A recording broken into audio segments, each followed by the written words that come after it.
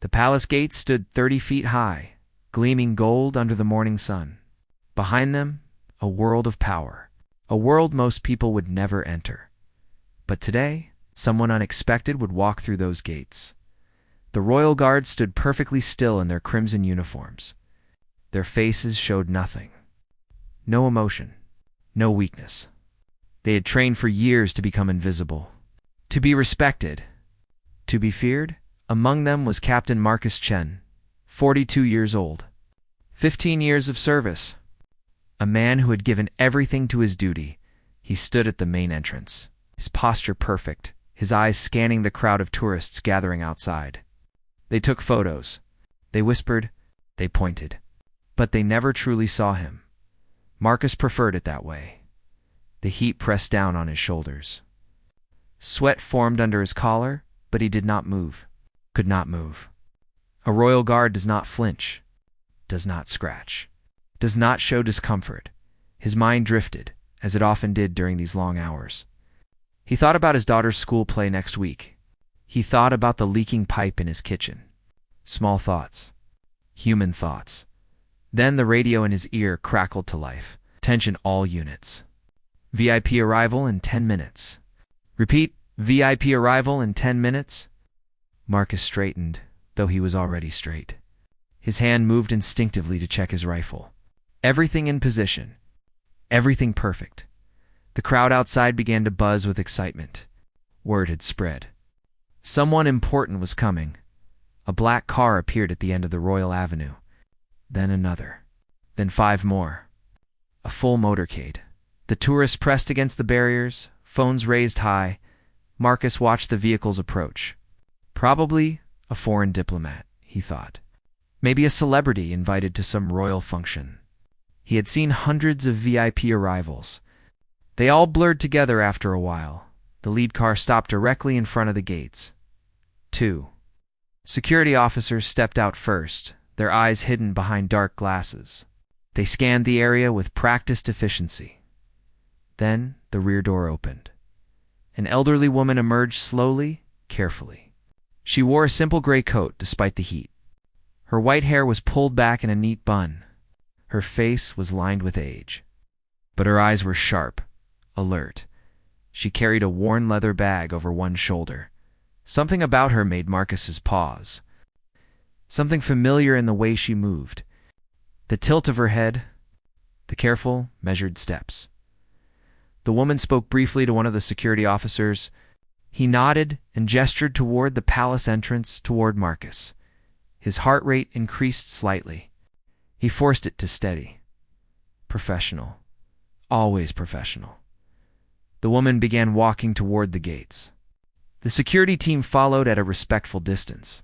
She moved with quiet dignity, her eyes fixed straight ahead, and then, when she was 20 feet away, her gaze landed on Marcus. She stopped walking. Her eyes widened. Just slightly. Just enough, Marcus felt his breath catch in his throat. No, it couldn't be. The woman's hand rose to her mouth. Her eyes began to glisten. Time seemed to slow. Marcus stared at her face. At the lines around her eyes, at the way her lips trembled. 20-7 years fell away in an instant. He was no longer Captain Marcus Chen, Royal Guard, decorated officer, man of steel. He was 12 years old again, sitting in the back row of a small classroom, afraid, alone, barely able to read. And she was standing at the front of that classroom, holding a book, speaking words he would never forget. Every single one of you matters. Every single one of you can become something extraordinary, says Eleanor Hayes, his teacher, the woman who had changed everything. She stood before him now, tears streaming down her weathered cheeks, and Marcus, the man who never moved, who never broke formation, who never showed emotion. Marcus began to tremble. If you're feeling this story, hit that subscribe button so you don't miss what happens next. Trust me, you'll want to see this. The security officer beside Mrs. Hayes looked confused. He stepped forward, concerned. But before anyone could speak, before anyone could intervene, Marcus did something that would shock everyone watching. something that would be captured on 100 phones, something that would change both their lives forever. Marcus dropped his rifle. The sound of it clattering against the marble steps echoed through the courtyard like a gunshot. Gasps rippled through the crowd. Phones zoomed in. Guards around him tensed, hands moving to their weapons. Dropping your weapon was unthinkable. It was grounds for immediate dismissal. It violated every protocol, every rule, but Marcus was not thinking about rules. He stepped forward, breaking formation. His legs moved on their own. Mrs. Hayes. His voice cracked. Rough from years of shouting orders and swallowing emotions, the elderly woman's hand pressed harder against her mouth. Her whole body shook. "Marcus," she whispered. "Little Marcus Chen?" The world around them disappeared. The tourists. The cameras. The other guards. None of it existed. Marcus walked down the palace steps, each one feeling like a journey back through time. Mrs. Hayes set down her leather bag. Her arms opened slightly, uncertain, and then Marcus Chen, captain of the Royal Guard, decorated veteran, man of iron discipline, did something he had not done since he was a child. He fell to his knees before her. His hands covered his face. His shoulders heaved. 27 years of held back. Emotion poured out in a single moment. Mrs. Hayes moved quickly despite her age. She dropped beside him, her arms wrapping around his broad shoulders. "Oh, my dear boy," she murmured. "My dear sweet boy." The crowd fell silent. Even the security officers stepped back, confused but sensing something sacred was happening. One of the other guards, Lieutenant Park, spoke urgently into his radio. "Sir, we have a situation at the main gate. Captain Chen has broken formation. I repeat," but the radio crackled back with an unexpected response. "Stand down, Lieutenant. Let it happen." The voice belonged to General Somerset, the head of palace security. He was watching from the security room. Cameras zoomed in on the scene. He had served with Marcus for 12 years. Had never seen him so much as smile on duty, and now this. Marcus pulled back slightly, wiping his eyes with the back of his hand. His face was red, streaked with tears. "I never thought I'd see you again," he said, his voice thick. "I looked for you. After graduation, after the first joined the military, I tried to find you, but I moved away," Mrs. Hayes said softly, her own tears flowing freely. "My husband got sick. We went to the countryside. By the time I came back, everything had changed." She cupped his face in her weathered hands. "Look at you. Just look at you," her voice filled with wonder. "You're so tall now. So strong." Marcus laughed through his tears. A broken, beautiful sound. "You saved me," he said. "You know that, right? You saved my life." Mrs. Hayes shook her head. "No, sweetheart. I just saw what was already there. You saved yourself." "I was failing everything," Marcus continued, the words rushing out now like water through a broken dam. "I couldn't read properly. The other kids laughed at me. My father said I was useless, that I'd never amount to anything. The tourists were recording everything. Some were crying themselves. Others stood frozen, witnessing something raw and real. You stayed after school with me every day for 2 years, Marcus said. You taught me to read. You told me I was smart. You were the first person who ever believed in me." Mrs. Hayes squeezed his hands. "You were never stupid, Marcus. You just learned differently. And once you understood that, there was no stopping you." Lieutenant Park approached cautiously, clearing his throat. "Sir, I'm sorry, but General Somerset's voice cut through the radio again. Park, I said, stand down. Give them 5 minutes." Marcus finally stood, helping Mrs. Hayes to her feet. He picked up his rifle with shaking hands, suddenly aware of the breach in protocol. "I'm sorry," he said to her. "I shouldn't have. I'm on duty." "I don't apologize for being human," Mrs. Hayes said firmly, that teacher voice coming through. "Never apologize for that." Marcus nodded, trying to compose himself, but his eyes kept filling with tears. "What are you doing here?" he asked at the palace. Mrs. Hayes smiled, a mysterious expression crossing her face. "I received an invitation for some volunteer work I did with literacy programs. They're giving me some kind of award. Marcus's eyes widened. The Royal Medal of Service? I think that's what they called it. Pride flooded through Marcus's chest. You deserve it. You deserve everything. Mrs. Hayes looked at him, really looked at him, taking in the uniform, the medals on his chest, the captain's insignia. I'm so proud of you, she whispered. So incredibly proud. Those words. Those simple words he had waited 27 years to hear from someone who mattered. Marcus straightened to attention. His training kicking back in, but something was different now. Something had shifted deep inside him. Mrs. Hayes, he said, his voice steadier. Would you permit me to escort you inside? I'd like to make sure you're properly taken care of. She smiled through her tears.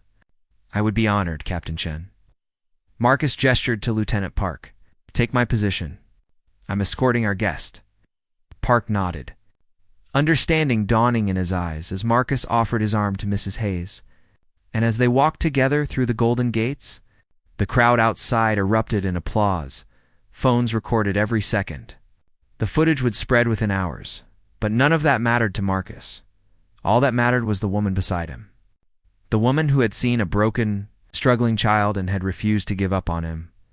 What neither of them knew was that inside the palace, someone else was watching. Someone very important. And this moment, this beautiful, unexpected moment, was about to become something even more extraordinary. The palace corridors were impossibly grand. Vaulted ceilings soared overhead, painted with scenes from ancient history. Chandeliers sparkled like frozen starlight. Every surface gleamed with polish and care. Mrs. Hayes walked slowly, her hand resting lightly on Marcus's arm. She gazed around with quiet wonder. I've lived in this city my whole life, she said softly. Never imagined I'd see inside these walls. Dada. Marcus guided her carefully, matching her pace. His mind was still reeling. The protocol breach. The emotional display. Everything he had done went against 15 years of training, but he could not bring himself to regret it. How long has it been since you taught? He asked. I retired 8 years ago. My knees started giving out. Standing all day became too difficult. She smiled sadly. But I still volunteer. Reading programs, tutoring. I can't seem to stop teaching. That's because you were born to do it. They passed 2 more guards standing at attention. Both glanced at Marcus's curiosity in their eyes. Word was already spreading through the palace. Captain Chen broke formation. Captain Chen cried. Captain Chen dropped his weapon. The rumors would be everywhere by dinner. Marcus did not care. They entered a waiting area outside the throne room. Rich mahogany furniture. Paintings worth millions. A few other award recipients sat nervously, dressed in their finest clothes. Mrs. Hayes looked down at her simple gray coat and worn shoes. Should have dressed better, she murmured. I didn't realize it would be so... You look perfect, Marcus said firmly. You always look perfect. Palisade approached, clipboard in hand. Young woman, maybe 25, with sharp eyes and a professional smile. Mrs. Eleanor Hayes? Yes, that's me. Wonderful. The ceremony begins in 20 minutes. If you'll follow me, I'll show you where to wait with the other honorees. Mrs. Hayes nodded, then turned to Marcus. She reached up and adjusted his collar, a teacher's habit. Thank you for walking with me. I know you have duties. I'll be right here, Marcus interrupted. I'm not leaving. Something in his voice made the aide pause. She looked at Marcus more carefully, noting the tears still visible on his face, the emotion in his eyes. Are you family? She asked. Marcus and Mrs. Hayes spoke at the same time. Yes, the aide smiled, understanding. All right then. Captain, there's a viewing area for guests. You can watch from there, Marcus wanted to protest. He wanted to be closer, but duty called him back. I'll be watching, he promised Mrs. Hayes. Every moment. I know you will. As the aide led her away, Marcus felt that familiar ache. The same ache he'd felt as a child when summer break came and he had to leave her. Classroom, he made his way to the viewing gallery. A few off-duty staff members were already there, waiting to watch the ceremony. Lieutenant Park appeared beside him. Sir, General Somerset wants to see you after the ceremony. Marcus nodded. He expected that. Expected consequences. I know, he said simply. Park hesitated. For what it's worth, sir? What you did out there. It was the most human thing I've ever seen in this place. Marcus glanced at him. Park was young, 26, still learning what it meant to wear the uniform. Sometimes being human is more important than being perfect, Marcus said quietly. The words felt strange in his mouth. He had spent so many years believing the opposite. The throne room doors opened. Music began to play, soft and ceremonial. The award recipients filed in, Mrs. Hayes among them. She walked with dignity despite her nervousness. Marcus watched her with fierce pride. The royal master of ceremonies stood at the front, a tall man with a booming voice. Your Royal Highness, honored guests, we gathered today to recognize those who have given selflessly to our community. The ceremony proceeded with formal precision. Each recipient was called forward. Their accomplishments read aloud. A medal presented. Applause. Marcus barely heard any of it. He was waiting for one name. Mrs. Eleanor Hayes, the Master of Ceremonies, announced. For 43 years of dedicated service to education, for her volunteer work establishing free literacy programs in underserved communities, for changing countless lives through her unwavering commitment to every child's potential, Mrs. Hayes walked forward. Slower than the others, but with quiet strength, Princess Catherine herself was presenting the medals today. She was known for her education advocacy, her genuine warmth. She placed the medal around Mrs. Hayes's neck, the Royal Medal of Service. A silver star on a blue ribbon. But then something unexpected happened. Princess Catherine did not step back. Instead, she leaned in and spoke quietly to Mrs. Hayes, too quietly for anyone to hear. Mrs. Hayes's eyes widened. She shook her head, gesturing as if to say no. I couldn't possibly, the princess insisted. Her smile growing, she turned to the Master of Ceremonies and whispered something. He looked surprised, but nodded. Your Royal Highness has requested a brief recess, he announced. We will resume in 15 minutes. Confusion rippled through the room. This was not part of the program the princess took. Mrs. Hayes by the arm and led her through a side door. Marcus stood up immediately. Something was happening. Something important. The aide from earlier appeared in the viewing gallery doorway. Captain Chin. Her Royal Highness requests your presence. Please follow me. Marcus's heart hammered. Is everything all right? Everything is fine, sir. Please, this way. He followed her through a maze of corridors. His mind raced with possibilities. Had he caused some diplomatic incident? Was Mrs. Hayes in trouble because of him? They stopped outside a private sitting room. The aide knocked gently. Come in, called Princess Catherine's voice. Marcus entered and immediately stood at attention. Princess, Catherine sat on a velvet chair. Mrs. Hayes sat across from her. Looking overwhelmed, Captain Chen, the princess said warmly, Please, at ease. Have a seat. Marcus hesitated, then sat rigidly on the edge of a chair. Mrs. Hayes has just told me the most beautiful story, Princess Catherine continued, about a struggling student she once taught. A boy who couldn't read but who had tremendous potential. A boy who grew up to become one of our finest palace guards. Marcus felt heat rise to his face. She didn't know it was you until today, the princess said. What are the chances? After all these years? Very small, Your Highness, Marcus managed. Princess Catherine leaned forward. I saw what happened at the gate, Captain. The security footage. I watched a man sacrifice his career to honor the woman who changed his life. Marcus's stomach dropped. Your Highness, I apologize. My behavior was, she held up a hand. Your behavior was extraordinary. It was real. It was beautiful. She paused. Tell me, Captain. When you were that struggling boy, what did Mrs. Hayes tell you? What were the words that changed everything? Marcus looked at Mrs. Hayes. She nodded encouragingly. She told me, ... His voice caught. She told me that my past didn't define my future. That I could be anything I wanted if I refused to give up. Princess Catherine smiled. And look at you now. She stood. Marcus and Mrs. Hayes immediately rose as well. "I have a proposition," the princess said.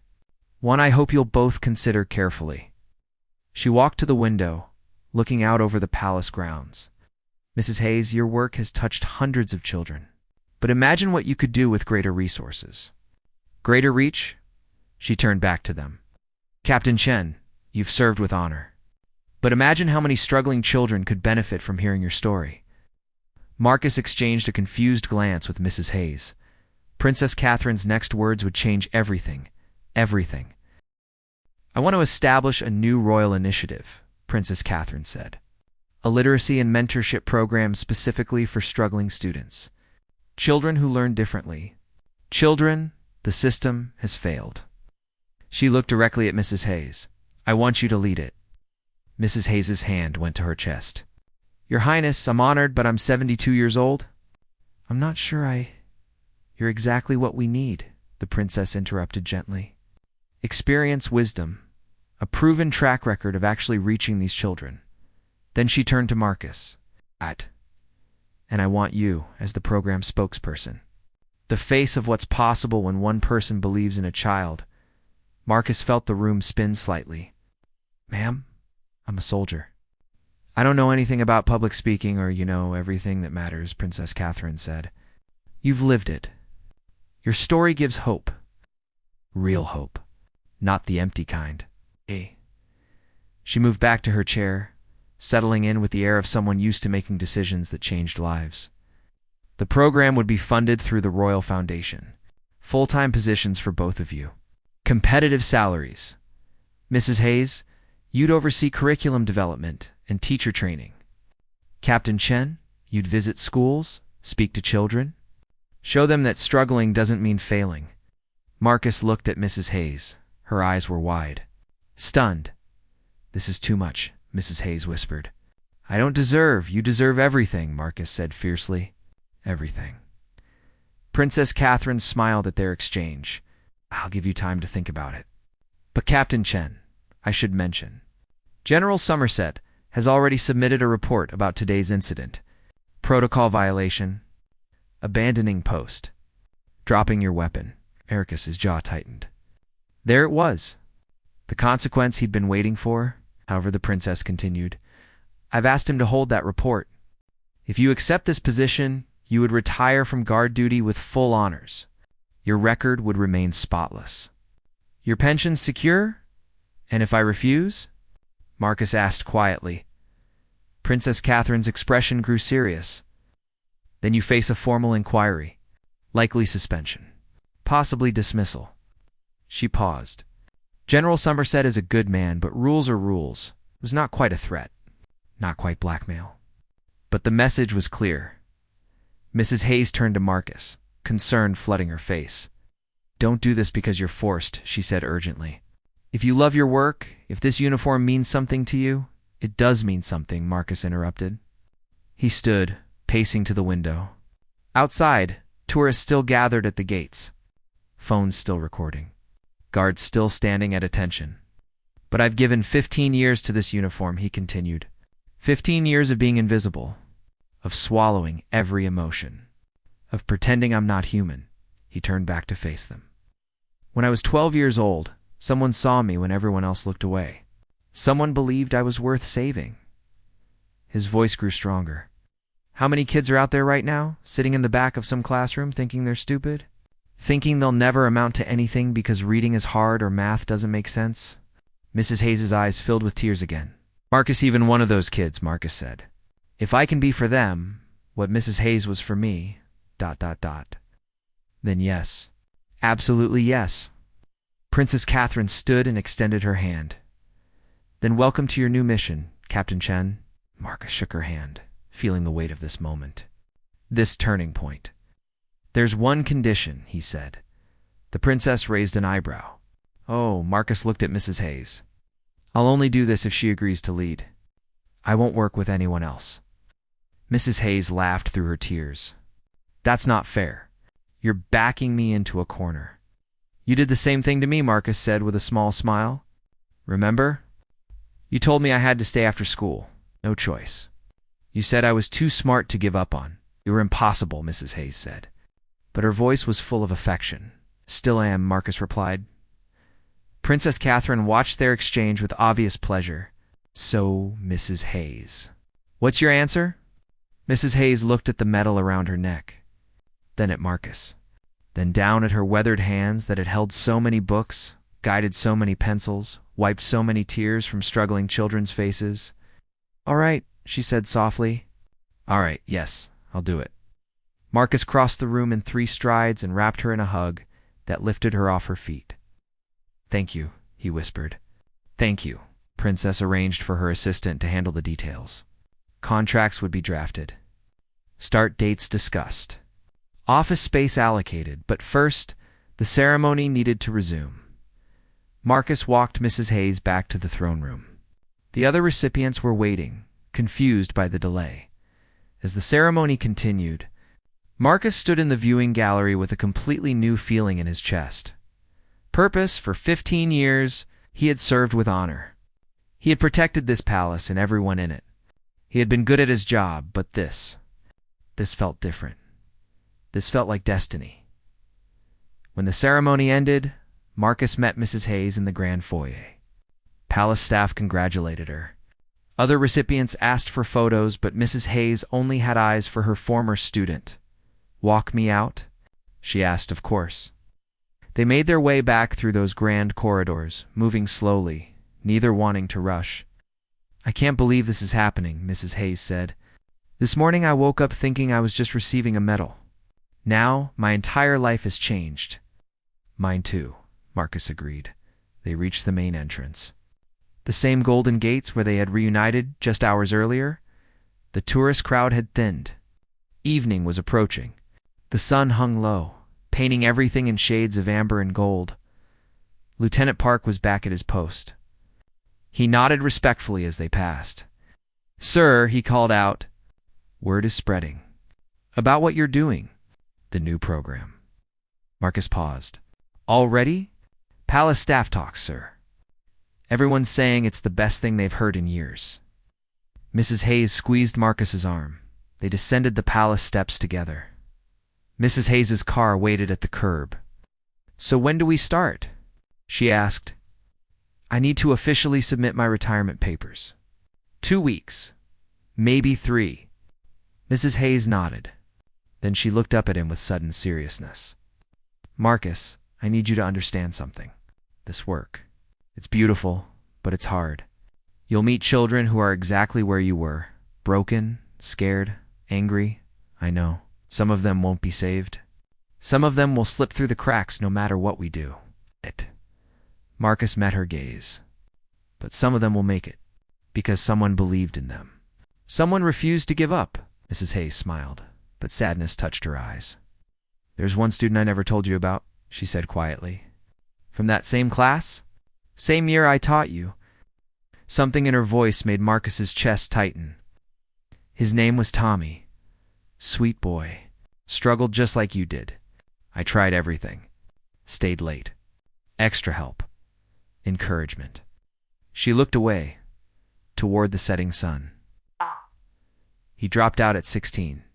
I heard he got mixed up with the wrong people. Last I knew, he was in prison." The words hung heavy between them. "I think about him sometimes," Mrs. Hayes continued. "Wonder what I could have done differently. What I missed." Marcus understood then. The weight she had carried all these years, the children she had saved and the ones she could not. "That's not on you," he said firmly. "You did everything right.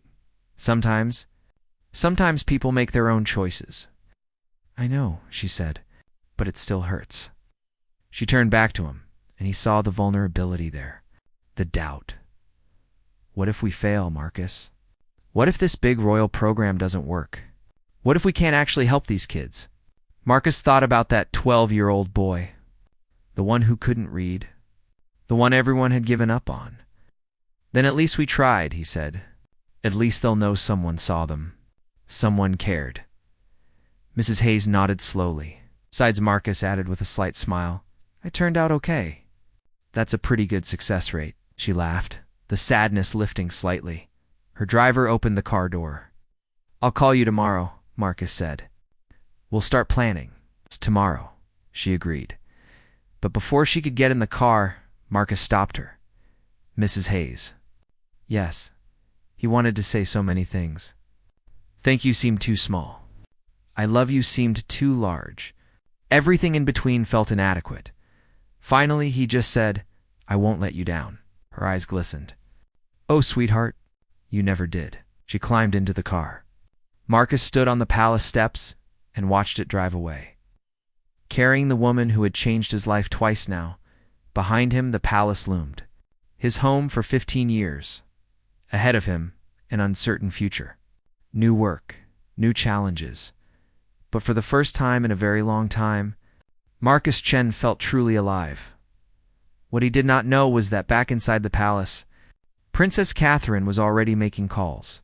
The program was bigger than Marcus realized, much bigger, and in 2 weeks, when he officially started his new role, he would discover just how many lives were about to change, including his own.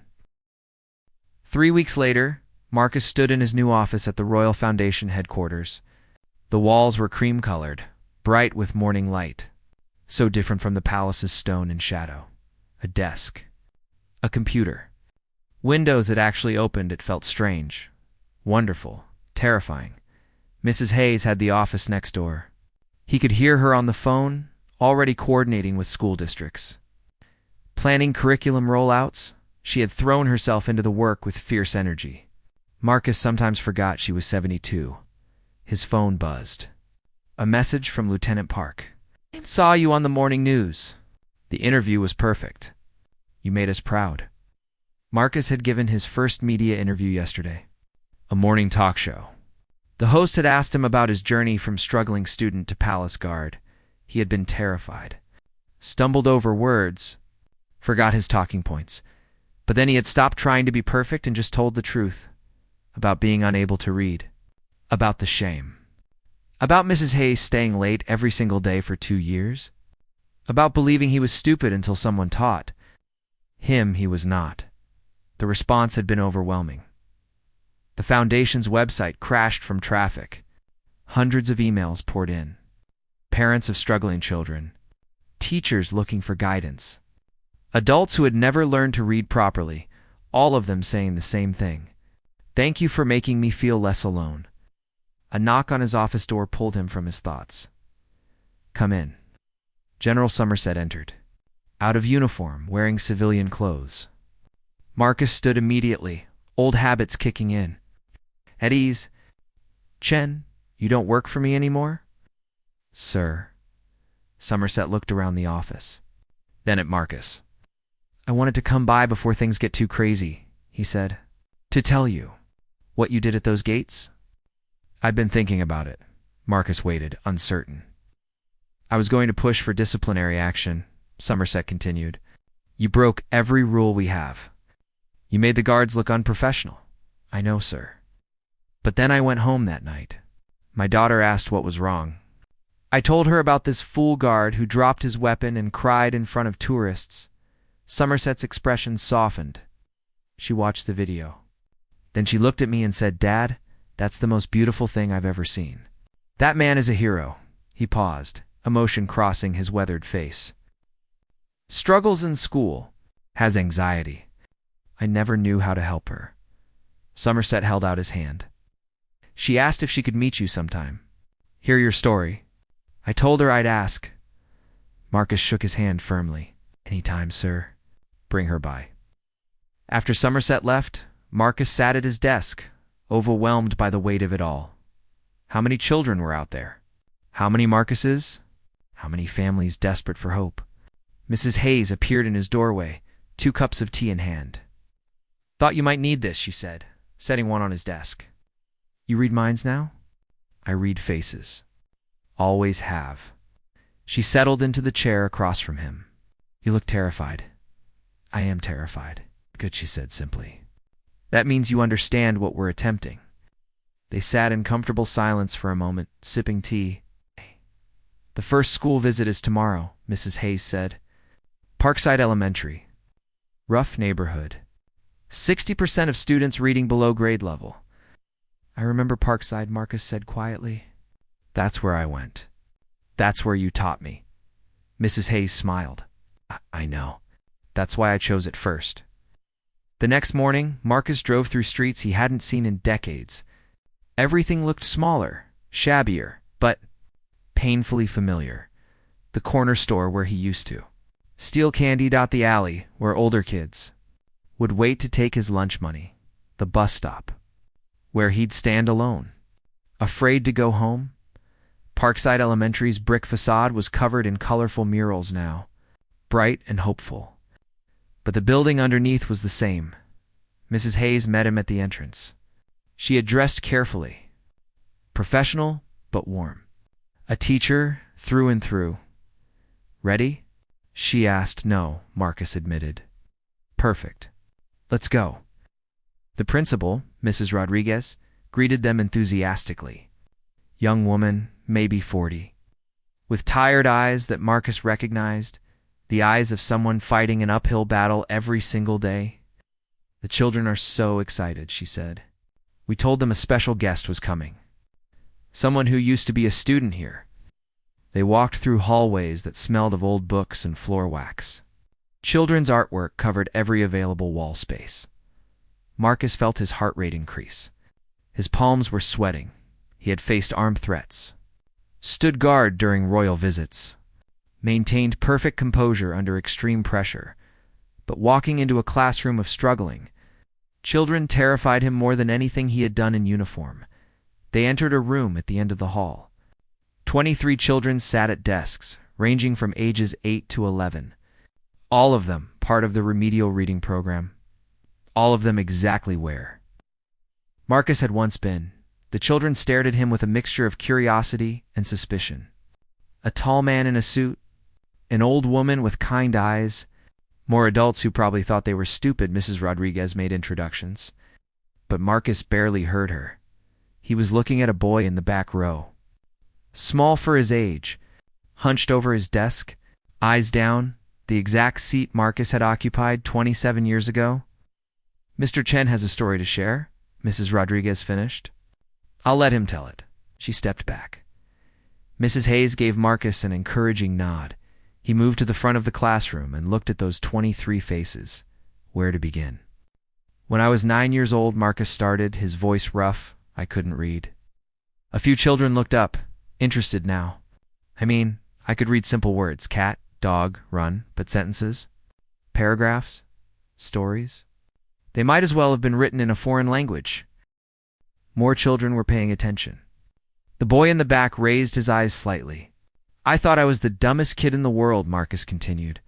The teacher would call on me to read aloud, and I would freeze. Couldn't do it. Other kids laughed, called me stupid. He saw recognition in several faces. Kids who knew exactly what he was talking about.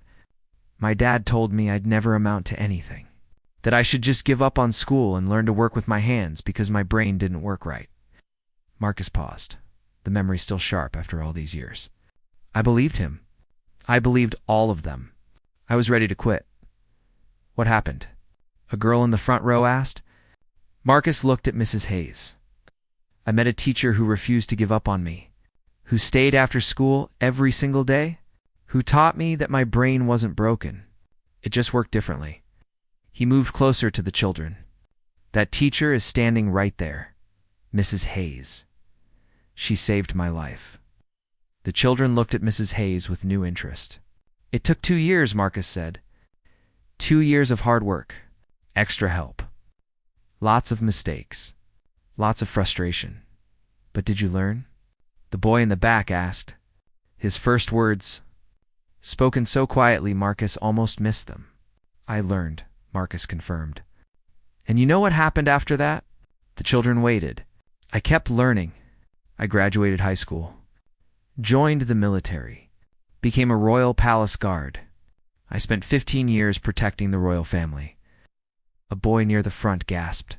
No way, you're lying. Marcus smiled and pulled out his phone. He showed them photos. Him in full guard uniform, standing at the palace gates, receiving commendations. The children crowded around, amazed. That's so cool, someone whispered. But here's the important part, Marcus said, putting his phone away. None of that would have happened if I had given up. If I had believed I was stupid. If Mrs. Hayes had not shown me I was worth saving. Crowd. He crouched down, so he was at eye level with the children. Every single one of you in this room is struggling. I know that. That's why you're in this program. But struggling doesn't mean failing. It doesn't mean you're stupid. It just means you're learning how your brain works. The girl in the front row raised her hand. Do you still have trouble reading? Marcus considered the question honestly. Sometimes. Big words still trip me up. I have to read things twice sometimes. But that's okay. I figured out strategies that work for me. Like what? Another child asked. I read out loud. I take notes. I break big words into smaller pieces. I ask for help when I need it. He stood up, looking at all of them. The most important thing I learned is this. Asking for help isn't weakness. It's strength. And the people who care about you will always help. Mrs. Hayes stepped forward. Mr. Chen and I are starting a new program. Free tutoring. Special classes. Extra help for students who need it. Because you all deserve the same chance he got. Why? The boy in the back asked. Why do you care? It was the most important question. The one that mattered most. Marcus walked over to him, kneeling beside his desk. What's your name? Elijah. Elijah, I'm going to tell you something I wish someone had told me when I was your age. The boy looked at him, guarded, but listening. You matter. Your life matters. What happens to you matters. Not just to your parents or your teachers, but to the whole world. Elijah's eyes widened. Because you might become someone amazing. A doctor, a teacher, a scientist, a guard. Whatever you want. But only if someone helps you believe it's possible. Marcus's voice grew intense. And I'm not going to let you end up where I almost ended up. Alone, ashamed, believing you're worthless. A tear rolled down Elijah's cheek. He wiped it away quickly, embarrassed. I'm not good at anything, he whispered. You're good at being brave enough to show up, Marcus said. That's the hardest part. For the next hour, Marcus and Mrs. Hayes talked with the children, answered questions, listened to their stories. So many stories. Kids who had been held back a grade. Kids whose parents yelled at them for being slow. Kids who pretended to be sick to avoid school. Every single one of them carrying shame they should never have had to carry. When it was time to leave, the children surrounded them, asking for hugs, thanking them, begging them to come back. We will, Marcus promised. We're going to be here a lot. As they walked back to the car, Mrs. Rodriguez caught up with them. Mr. Chen, I have to tell you something. Okay. Marcus turned. Elijah has been here for 3 years. Never speaks. Never participates. He just sits in the back and disappears. She paused, emotion in her voice. That's the most I've ever heard him say. You reached him in 1 hour. How? Marcus thought about that 12-year-old boy sitting in the back of the classroom, invisible, broken, 'cause I was him, Marcus said simply. And sometimes that's the only credential that matters. That night, Marcus sat in his apartment, exhausted but energized. His phone rang. Unknown number. Hello? Mr. Chen? This is Maria Ruiz. I'm Elijah's mother. What? Marcus sat up straight. Ms. Ruiz, hello. I just wanted to thank you. Her voice was thick with emotion. Elijah came home today and asked me to help him with his reading homework. He never asks for help. He usually just cries and shuts down. That's wonderful, Marcus said. He told me what you said. About mattering. About being brave. She was crying now. I've been so hard on him. I thought I was pushing him to be better, but I was just making him feel worse. You were doing your best, Marcus said gently. That's all any parent can do. He wants to know if you'll come back. If you'll help him, I'll be there every week, Marcus promised. Tell him I'm not giving up on him. After he hung up, Marcus sat in the darkness of his apartment, thinking about the life he had left behind. The uniform. The medals. The respect. He did not miss it. This was what he was meant to do. His phone buzzed with a text from Mrs. Hayes. 1 down. thousands to go. But we made a difference today. Sleep well, my dear boy. Marcus smiled and texted back, "Thank you for everything." Then and now. 3 dots appeared. Then her response. That's what mothers do, even the ones who teach. Marcus stared at those words for a long time. He had never had a mother who believed in him. But he had had Mrs. Hayes, and now, together, they would be that for children who had no one else. It was not the mission he had planned, but it was the mission he was meant for, and tomorrow it would begin again. 6 months passed like water through fingers. Marcus stood in the Royal Foundation auditorium, looking out at 200 faces. Teachers, parents, children, all of them here for the programs. First major graduation ceremony, 50-3 students completing the intensive literacy program. 53 success stories, but Marcus was thinking about one in particular. Elijah sat in the 3rd row, wearing a button-up shirt that was slightly too big. His mother sat beside him, her hand clutching his. The boy had made remarkable progress. From barely reading at all to finishing a chapter book on his own last week, Marcus had been there when Elijah read the final page, had seen the wonder in his eyes, the pride. "You ready?" Mrs. Hayes asked, appearing beside him. She looked tired.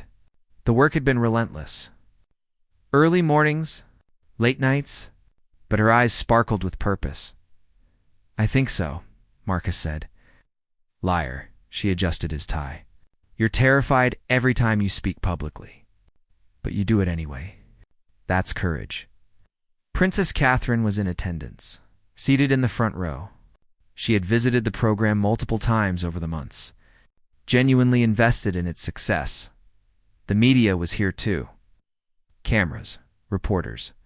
The program had become a national story. From that viral video of Marcus breaking down at the palace gates to this moment, the journey had captured people's hearts, but none of that mattered too. It's Marcus. What mattered was the children. Mrs. Rodriguez took the podium first, welcoming everyone. Then Princess Catherine spoke about the importance of education equity. Finally, it was Marcus's turn. He walked to the microphone. His heart hammering, 200 faces looked up at him expectantly. 6 months ago, he began. I was standing at the palace gates when my entire world changed. He told the story they had all seen. The reunion. The tears. The choice to leave his career behind. People ask me if I regret it. Giving up being a royal guard to work with struggling children. He paused, looking directly at Elijah. The answer is no. Not for a single second. Marcus stepped away from the podium, moving closer to the audience. This work is harder than anything I did at the palace. It's messier. More frustrating. There are no clear victories. No medals for doing your job well. Some of the teachers nodded in recognition. But I've watched miracles happen in these 6 months. Not the big, dramatic kind. The small, quiet kind that change everything. He gestured to the graduating students. I've watched a girl who couldn't read 3-letter words finish a 200-page novel. I've watched a boy who had never passed a spelling test get a perfect score. I've watched children who thought they were stupid discover they're actually brilliant. His voice grew thick with emotion. And I've learned something important. Something I want every parent and teacher here to understand. The room fell completely silent. These children don't need to be fixed. They were never broken. They just needed someone to see them, to believe in them, to refuse to give up. He looked at Mrs. Hayes. Someone did that for me. And it saved my life. Not just my education, my actual life. Marcus took a deep breath. I was standing on a bridge when I was 15 years old, ready to jump because I believed I was worthless, that the world would be better without me in it. Gasps rippled through the audience. This was not part of the planned speech. Mrs. Hayes's hand went to her mouth. She had not known, but I remembered something Mrs. Hayes had told me, that my life mattered, that I had potential. And I thought, what if she's right? What if I give it one more day? Tears streamed down his face now. He did not bother wiping them away. That was 24 years ago, And every good thing in my life happened because I chose to believe her instead of the voice in my head telling me I was worthless. He turned to the graduating students. So I'm telling all of you right now, you matter. Your lives matter. The world needs you in it, even on the days when it doesn't feel that way, especially on those days. Several children were crying. So were their parents. This program isn't just about teaching you to read, Marcus continued. It's about teaching you to see yourselves the way we see you, as worthy, as capable, as irreplaceable. He returned to the podium, gripping it for support. We're going to call each student up now to receive their certificate. But before we do, I want you all to know something. He looked at every face he could see. Graduating from this program doesn't mean you're done struggling. Life is hard. Learning is hard. You'll face more challenges, more obstacles. But now you know the truth. Struggling doesn't mean failing. It just means you're growing, and you have people who will help you through it. The graduation ceremony proceeded with joy and tears in equal measure. Each child walked across the stage, received their certificate, heard their accomplishments read aloud. When Elijah's name was called, the room erupted in applause. He walked slowly to the stage, his eyes down, shy as always. But when Marcus handed him the certificate, Elijah looked up. "Thank you," he whispered. Marcus knelt down. "You did the work. You showed up every day. You should be so proud." "I am," Elijah said. Then, quieter, "My dad called me stupid last week, but I didn't believe him." Marcus felt his heart clench. "Good, because he's wrong. You're one of the smartest kids I know," Elijah smiled. Small and fragile, but real. After the ceremony, parents and children swarmed Marcus and Mrs. Hayes. Hugs, photos, thank yous. A woman in her 30s approached Marcus hesitantly. "Mr. Chen, I'm Sarah Mitchell. I saw your interview 6 months ago, the one where you talked about not being able to read." "Yes." She took a shaky breath. "I'm 34 years old. I never learned to read properly. I've hidden it my whole life, pretended, made excuses." Tears filled her eyes. "But watching you admit it on television, it made me think maybe I could get help too. Maybe it wasn't too late." She held up a book. "I just finished this. My first real book ever." Marcus took her hands. "I'm so proud of you. I have a daughter," Sarah continued. "She's 7. She's struggling in school, and I didn't know how to help her because I couldn't help myself." Ow. "Bring her to the program," Marcus said immediately. "Both of you. We have classes for adults too."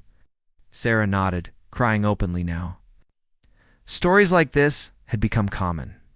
Adults who had hidden their illiteracy for decades, finally finding the courage to get help. All because one man had admitted his own struggle publicly. As the crowd thinned, Princess Catherine approached. "Captain Chen, Mrs. Hayes, walk with me." They followed her outside into the gardens. "The program is exceeding all expectations," Princess Catherine said. "We've had requests from 12 other cities to establish similar programs." Marcus exchanged a glance with Mrs. Hayes. "That's wonderful, Your Highness, but we're barely keeping up with this one location. That's why the foundation is expanding, hiring more coordinators, training more teachers." She stopped walking and turned to face them. "We want this in every major city within 3 years." Mrs. Hayes leaned heavily on her cane. The work had taken a toll on her health, though she would never admit it. "That's a massive undertaking," she said carefully. "It is, which is why I'm asking you both to take on larger roles. Marcus, we want you as the national director. Speaking engagements, media, fundraising. Your face has become synonymous with this program." She turned to Mrs. Hayes. "And we want you as Chief Curriculum Advisor, overseeing all program development, training the trainers." It was everything they had hoped for, everything they had worked toward. But Marcus saw the exhaustion in Mrs. Hayes' eyes. "Can we think about it?" he asked. "Of course. Take your time." After Princess Catherine left, Marcus and Mrs. Hayes sat on a garden bench. "You're tired," Marcus said gently. I'm old, Mrs. Hayes corrected. There's a difference. You don't have to keep doing this. You've already changed so many lives. You could rest. Mrs. Hayes looked at him with fierce determination. Rest? When there are still children who think they're stupid? Children standing on bridges, wondering if the world needs them. She shook her head. No, I'll rest when I'm dead. You're impossible, Marcus said. You learned from the best. They sat in comfortable silence, watching the sun set over the garden. Do you ever think about that day? Mrs. Hayes asked. At the palace gates? Every day. Me too. She smiled. I thought I was just receiving a medal. Instead, I got my life back. Purpose. Meaning. You. Marcus leaned his head on her shoulder, the way he used to as a child. I don't say it enough, he whispered. But you saved me. In every way a person can be saved. And you saved me right back, Mrs. Hayes replied. By showing me that the work I did mattered, that it lasted. That one teacher really can change a life. They sat there as darkness fell, teacher and student, mother and son in all but blood. Inside the auditorium, children and parents were still celebrating, still taking photos, still believing in possibilities they had not believed in 6 months ago. And somewhere in the city, a child sat in a classroom, struggling to read, wondering if they would ever be smart enough. But tomorrow, Marcus and Mrs. Hayes would be there. They would see that child, believe in them, refuse to give up, because that is what love does. That is what hope does. That is what one moment of human connection at a palace gate had created. Not just a program, not just changed policies, but a movement of people who remembered what it felt like to struggle, who refused to let anyone face that struggle alone. Marcus looked up at the stars beginning to appear. He thought about the uniform he had worn for 15 years, the medals, the perfect posture, the invisible man behind the rifle. That man was gone. In his place was someone better, someone real, someone who cried and laughed and loved and fought for children who needed fighting for. Thank you, he said to Mrs. Hayes. For then, for now, for everything. That's what we do, my dear boy. We show up. We believe. We refuse to give up, even when it's hard, especially when it's hard. They stood together and walked back inside, where children were waiting, where work needed doing, where lives needed changing, and they did it together the way they always had. One struggling child at a time, one moment of belief at a time, one life at a time. Because in the end, that is all any of us can do. Show up, believe, refuse to give up. And sometimes, if we are very lucky, we meet someone who does the same for us. Someone who sees us when we are invisible. Someone who believes when everyone else has given up. Someone who changes everything. For Marcus and Mrs. Hayes, they had found that someone in each other. And now, together, they were becoming that someone for hundreds of children who desperately needed it. The work would continue. The struggle would continue. But so would the hope. And that made all the difference.